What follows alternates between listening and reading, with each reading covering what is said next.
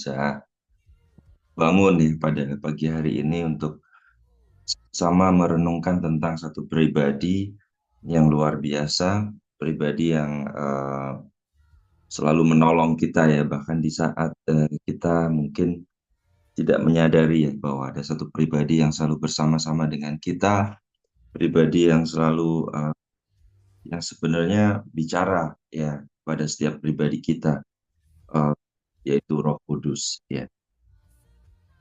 Kita lihat di Titus 3 ayat 5 ya. Pada waktu itu dia telah menyelamatkan kita, bukan karena perbuatan baik yang telah kita lakukan, tetapi karena rahmatnya, oleh pemandian kelahiran kembali, dan oleh pembaharuan yang dikerjakan oleh Roh Kudus. Jadi kalau kita mengalami perubahan ya, kalau kita melihat diri kita yang sekarang dengan diri kita yang dulu, ada perubahan. Ya, orang melihat ada perubahan. Orang melihat kita menjadi eh, lebih ramah, orang melihat kita menjadi lebih baik ya. Orang melihat kita menjadi lebih mengasihi, lebih peduli dan lain sebagainya. Eh, yang harus kita pahami bersama bahwa eh, itu bukan karena kita yang mengerjakannya, ya, tetapi karena pembaharuan yang dikerjakan oleh Kudus. Berbeda dengan perbuatan-perbuatan baik yang kita lakukan karena motivasi hati ya, atau karena ada maksud-maksud tertentu dalam diri kita, itu bukan yang mengerjakan. Tapi segala sesuatu yang seringkali kita juga nggak menyadari kenapa kita kok baik sama orang tersebut gitu ya.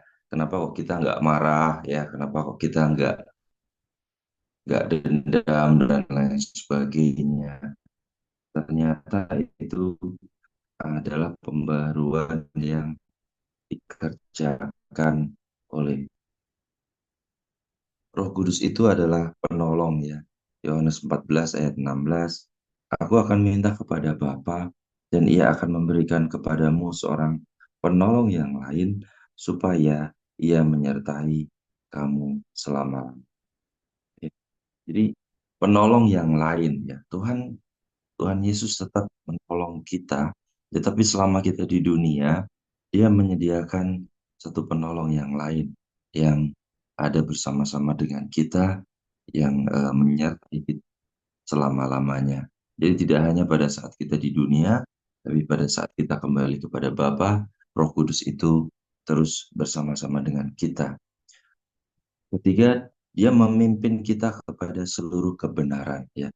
Yohanes 16 ayat 13. Tetapi apabila ia datang, yaitu Roh kebenaran, ia akan memimpin kamu ke dalam seluruh kebenaran. Sebab ia tidak akan berkata-kata dari dirinya sendiri, tetapi segala sesuatu yang didengarnya itulah yang akan dikatakannya. Dan ia akan memberitahukan kepadamu hal-hal yang akan datang. Ya, yang luar biasa adalah Roh Kudus itu bisa ngasih tahu kita tentang masa depan kita, tentang hal-hal yang ada. Ya, Roh Kudus itu bisa mengingatkan kita, bahkan mungkin hal-hal yang tidak baik yang bisa menimpa kita.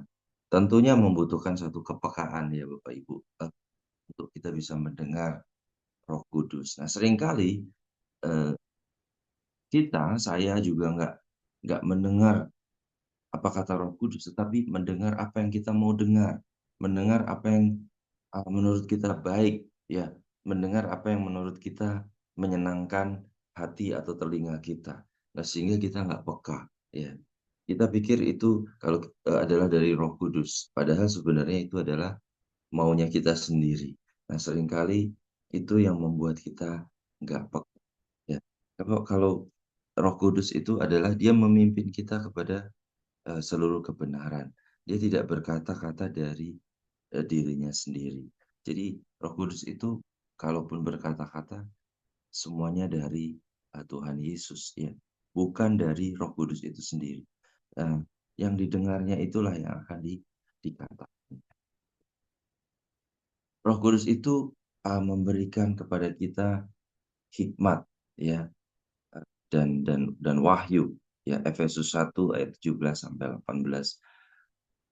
Dan meminta kepada Allah Tuhan kita, Yesus Kristus, yaitu Bapa yang mulia itu, supaya Ia memberikan kepadamu roh hikmat dan wahyu untuk mengenal Dia dengan benar.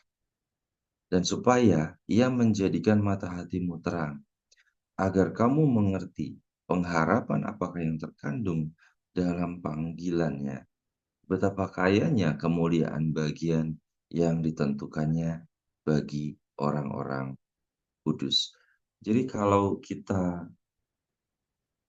mengenal Roh Kudus dengan benar, ya, maka kita akan diberikan hikmat dan wahyu.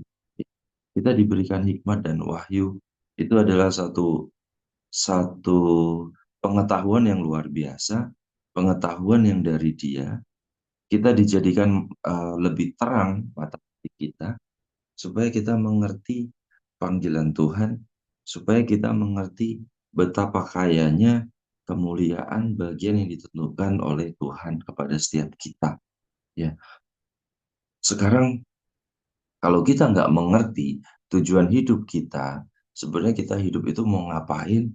Ya, kita ngerasa hidup kita ini datar-datar saja, kita ngerasa bahwa hidup kita ini mengalir saja, kita merasa bahwa hidup kita itu ya sudah bangun, doa sebagai satu rutinitas, itu nggak ada hikmat, nggak ada wahyu yang dari Tuhan. Mungkin sudah saatnya Bapak, Ibu, dan saya merendahkan hati kita untuk minta hikmat dan wahyu dari Tuhan. Minta hikmat bukan jebak dalam rutinitas lagi, tetapi bicara tentang ada nggak yang kita mau ya dalam kehidupan kita yang lebih dari sekedar rutinitas. Ya.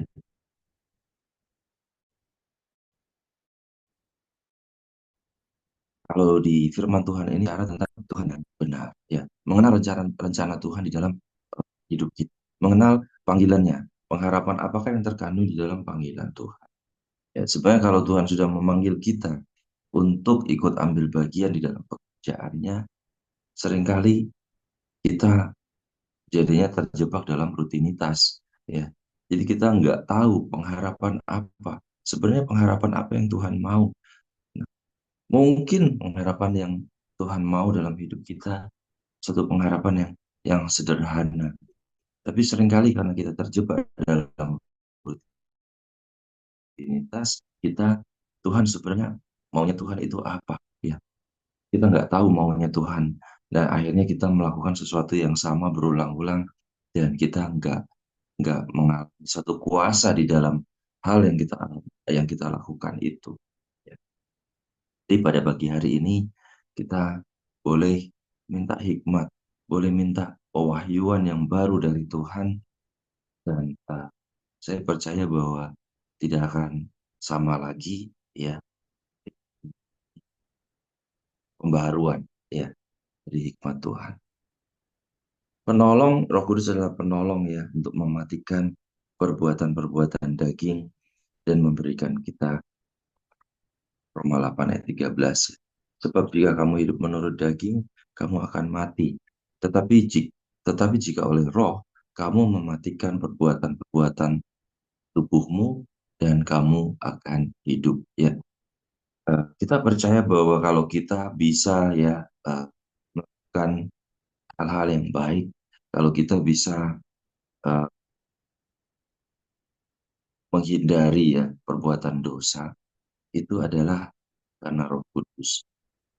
Dengan Roh Kudus, uh, Kudus itu mematikan perbuatan-perbuatan tubuh, ya, perbuatan-perbuatan yang menurut daging yang tidak baik, ya, di mana itu semua dimatikan olehnya. Jadi Bapak Ibu, saudara sekalian, luar biasa banget, ya, yang Kudus lakukan, ya, begitu begitu banyak, ya, yang seringkali kita nggak menyadari, tapi semua itu pekerjaan itu dilakukan oleh Roh Kudus, ya. Yang terakhir adalah kalau kita bicara di dalam jemaat, ya, di gereja, Ya seringkali kita ngelihat di jemaat di gereja itu eh, bertambah ya jumlahnya. Ya, lalu kita ngomong, nah, kita seringkali sebagai manusia kita nggak sadar ya bahwa itu ada yang baru ya, yang baru datang. Oh iya itu dengan bangganya kita bilang bahwa oh ya itu saya yang ngajak eh, ke gereja. Ya, nah, seringkali kita nggak menyadari ya kita lihat di eh, Kisah Para Rasul 9 ayat 31. Selama beberapa waktu jemaat di seluruh Yudea, Galilea dan Samaria berada dalam keadaan damai. Jemaat itu dibangun dan hidup takut akan Tuhan, jumlahnya makin bertambah besar oleh pertolongan dan penghiburan Roh Kudus. Jadi sebenarnya kalau ada jemaat yang bertambah-tambah di dalam gereja, itu juga bukan karena kita, ya.